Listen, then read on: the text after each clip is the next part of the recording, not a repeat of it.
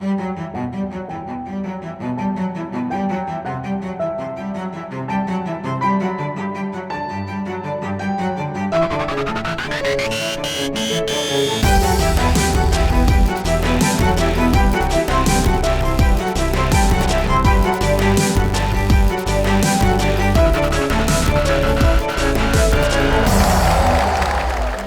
Kovacevic, President Hamilton, faculty, alumni, members of the Tandon Board of Overseers, honored guests, parents, families, and degree candidates, the Class of 2020 virtual celebration of the New York University Tandon School of Engineering are hereby convened. Throughout the ceremony, graduates' names will scroll across the screen, honoring the completion of their coursework and earning bachelor and master's degrees.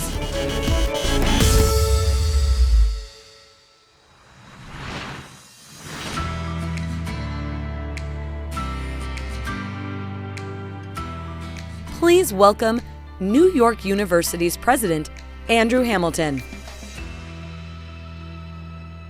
Hello, I'm Andrew Hamilton, President of NYU, and I am delighted to say a few words to the outstanding Tandon School of Engineering Class of 2020.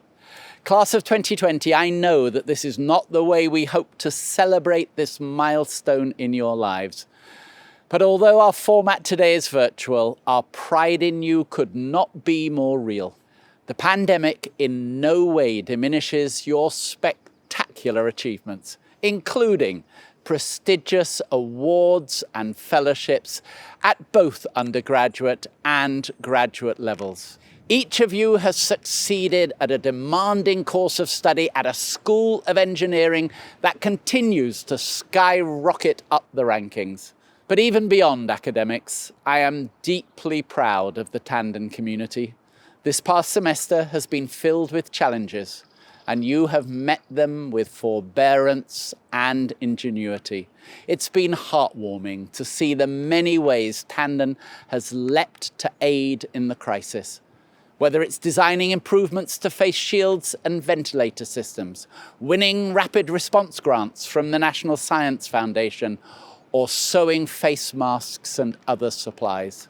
Class of 2020, although you are graduating at an uncertain time, the same qualities that led you to choose NYU Tandon as your academic home, those same qualities will help you make a difference in the world as alumni. You share with your peers a drive to improve the way things work, a passion for solving problems, and an entrepreneurial spirit. The world needs your talents more than ever now as it begins the task of rebuilding and reimagining the future. I can't wait to see the ways you find to make an impact for the better. So on behalf of the entire NYU community, Class of 2020, warmest congratulations to you all and our very best wishes. Please welcome Chairperson of the New York University Tandon School of Engineering Board of Overseers, Chandrika Tandon. Commencement is a time I look forward to all year. It's a time where I feel awe, I feel hope, I feel excitement, and I feel a sense of great pride. And this feeling is shared by all the leadership of the university, my fellow trustees, my fellow board members. We feel that we are sending out 1,000 points of light out into the planet, and that these points of light are going to shine so bright, blaze many trails, and collectively and individually make everything around us better. Today, as I'm talking to you, I feel that so palpably inside. But I also know this is a surreal time in a way, because I'm talking to you from the lens of camera, and this is not what any of us intended. The world has gone through a seismic shift, and we're still in the middle of it. We're just in the beginning of it, really. And this is causing anxiety, fear because of the unknown. We don't really know how things are going to shake out. The rules that we understood are no longer valid. I know the last few weeks and months have been an incredible challenge for you. And I'm so proud of the way you've handled this with grace, with confidence, and have made such extraordinary transitions in such a short, condensed period of time. And at this moment, I really want to recognize the families, the parents, the enormity of the sacrifices that most people have had to make to send you here and to be part of this journey with you through your trials and tribulations and your joys. Now, while we are in these unprecedented times, I can't help thinking that this group of students is probably the best equipped to deal with what is to come. Why do I say that? You have been through 4 years at one of the very best engineering schools in the world. And you have built up a reservoir of immense technical proficiencies, but you've also learned critical thinking skills. You have acquired a global perspective, and you've honed your consciousness about society and community. Because the mission of the school is to figure out how to harness technology in the service of society. And society is more in need of you than ever. Technology is going to be the centerpiece of how many things are handled in society. Communications, community, and commerce. Rules, the way we knew that, are going to be rewritten. The social order is going to have a different form. The world that we knew is definitely not going to be what's going to exist a few years from now. And in fact, the world that you knew a few years ago may not be the world that exists. But that all points to opportunity for those that are skilled and have a base of technology and have a critical thinking ability in terms of what society is about. You will be the architects shaping this new set of frontiers. But that means you're going to have to ask big questions. The small questions won't do. You're going to have to ask big questions about the world, about the whys and the whats and the whether there's a better approach. NYU, the NYU Tandon School, and the whole community is yours, is your home, your DNA. I know I will be watching your journey with great anticipation and great pride. Godspeed, and let your light shine.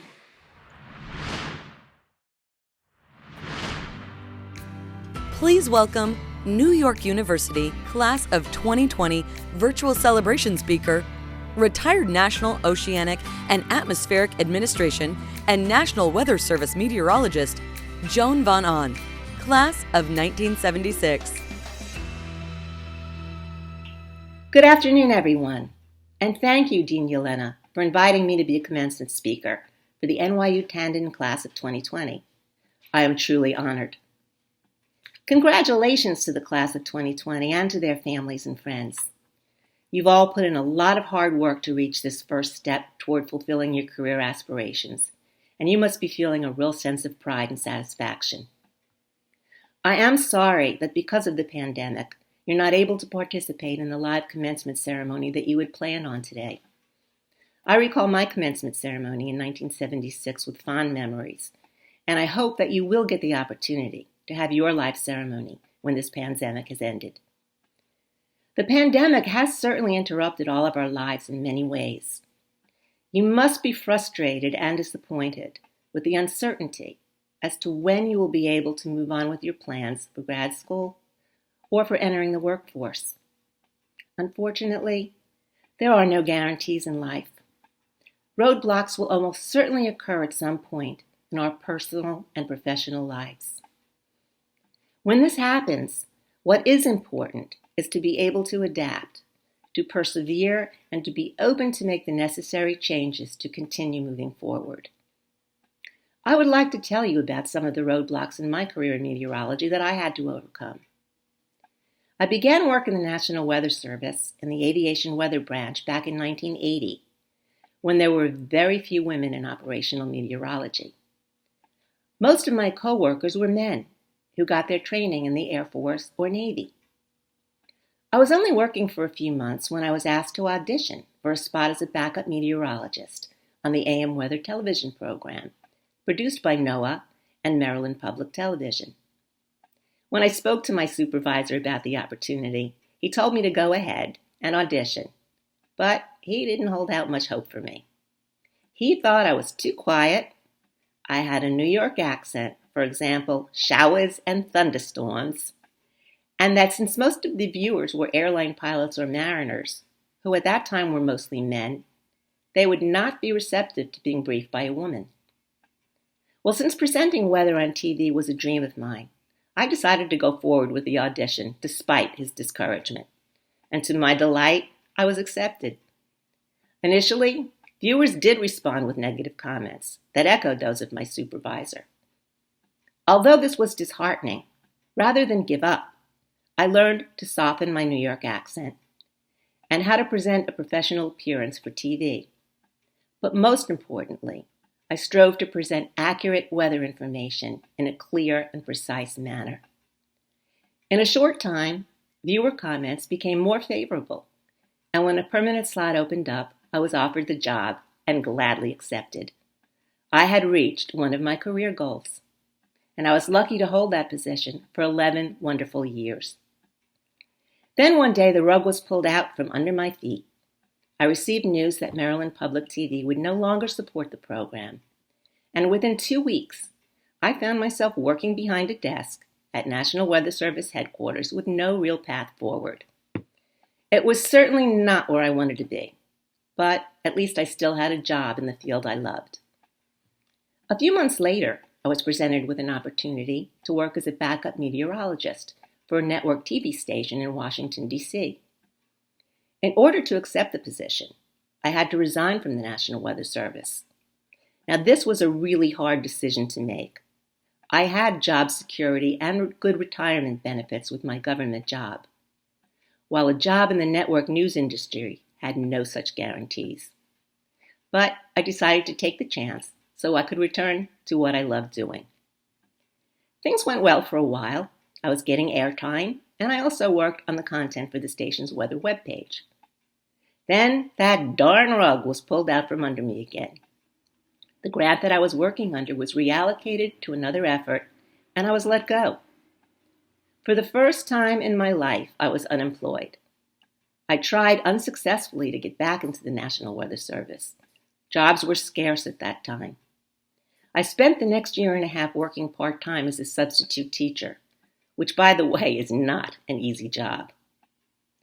I was finally offered a position as a contractor to work in the National Weather Service Ocean Prediction Center. I had to take a cut in pay, but I didn't care. I was glad that I'd be working as a meteorologist again. And interestingly enough, the work I was hired to do was a follow-on to my master's thesis. The work was fascinating, and my evaluation of the use of QuickScat data in the forecast process culminated in a peer-reviewed paper in the American Meteorological Society Journal of Weather and Forecasting. Subsequently, I was able to get another government position in the National Weather Service. Again, I had to start at a lower pay grade, but I was able to recover my pension and my benefits and work my way back up the ladder to retire as a GS-13. So, in this uncertain time, I would like to share with you what my experience has taught me. First, keep your faith and stay true to your values. Be honest. Earn your success by hard work and perseverance. Second, try to be balanced. If you want a family and a career, it won't always be easy, but you can make it work. Have interests out of work as well. Third, be patient. Don't make rash decisions. Stay on your path until you can see more clearly and evaluate your options. And fourth, don't quit. Don't let naysayers discourage you. Believe in yourself, but don't be afraid to make some adaptations along the way. I'd like to finish up this afternoon with a poem that my freshman chemistry professor handed out to the class on the first day of chemistry class at NYU. The poem is Don't Quit, and the author remains unknown. When things go wrong, as they sometimes will, when the road you're trudging seems all uphill, when the funds are low and the debts are high, and you want to smile, but you have to sigh, when care is pressing you down a bit, rest if you must, but don't you quit. Life is queer with its twists and turns, as every one of us sometimes learns. And many a failure turns about when he might have won had he stuck it out. Don't give up, though the pace seems slow. You may succeed with another blow. Often, the goal is nearer than it seems to a faint and faltering man. Often, the struggler is given up when he might have captured the victor's cup. And he learned too late, when the night slipped down, how close he was to the golden crown. Success is failure turned inside out, the silver tint of the clouds of doubt. And you never can tell how close you are. It may be near when it seems so far. So stick to the fight when you're hardest hit. It's when things seem worst that you mustn't quit. And little did I realize at that time just how valuable the message of that poem would prove to be. So graduates, hang in there. Be proud of yourselves and your accomplishments. Keep positive as you struggle through this adversity. Work hard and work honestly. Stand up for what you believe in, but treat others with respect even when you disagree. I wish all of you much success and happiness in all that you do. God bless you.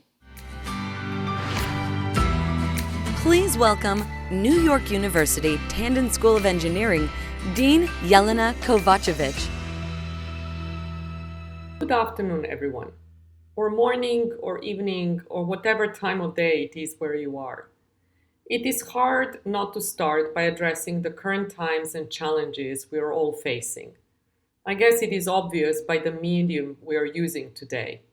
This is the first time in our 165-year history that we have not come together in person to celebrate your achievements. We will, I promise, as soon as it is practical and safe to do so. We are celebrating your achievements nonetheless.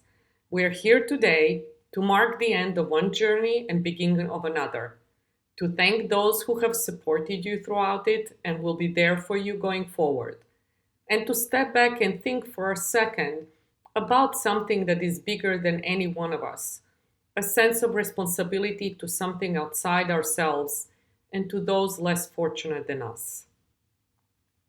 Look around yourselves and affect change in your environment. Be the champions of science and facts, and use your hard-earned knowledge and skills to impact our society for the better. Build a community you can be proud of and hold each other responsible for it. Treat each other with respect, regardless of where you come from, the color of your skin, your gender, or sexual orientation.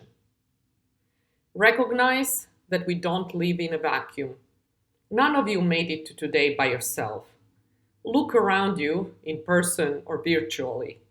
You are sharing this moment with your loved ones who listened when you were overwhelmed, who babied you when you needed it, who maybe begrudgingly had to agree with you when you said professors are out to get you. You're sharing this moment with your friends who helped you keep your sanity throughout homeworks, exams, projects, deadlines, late nights, chocolate cravings, meltdowns, and every other college student problem you might have encountered. You are sharing this moment with us, your teachers and staff, who helped you learn something new, expand your minds, And most importantly, challenge yourselves. You're sharing this moment with people who will be there no matter how many more you meet later for the rest of your lives. Put yourself in an uncomfortable position and learn something new. This is when true growth occurs. If ever there was an uncomfortable position, it is now. Everything in your world has been turned upside down. The last few weeks of your last semester have seen most of you leave the campus, be away from your friends and your support system, be thrown into social isolation we as humans are not built for.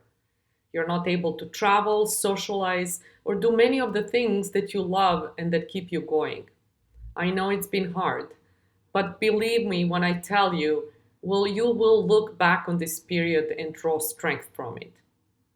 And give back to your family and friends, but also to your larger community. Get involved at work, in grad school, if that is where you end up, in local schools, or anywhere else your heart leads you, and where you can make an impact. Use your work to make a difference.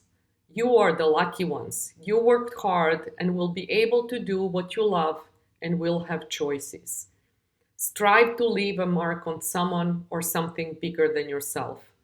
Even if it's helping one child, it will do. Tandem class of 2020, you are a special class graduating in unprecedented times. Go out there and make us proud. Go be inspired and inspire someone else. Be involved citizens of the world and help others get involved. Be passionate and now go share that passion. Congratulations.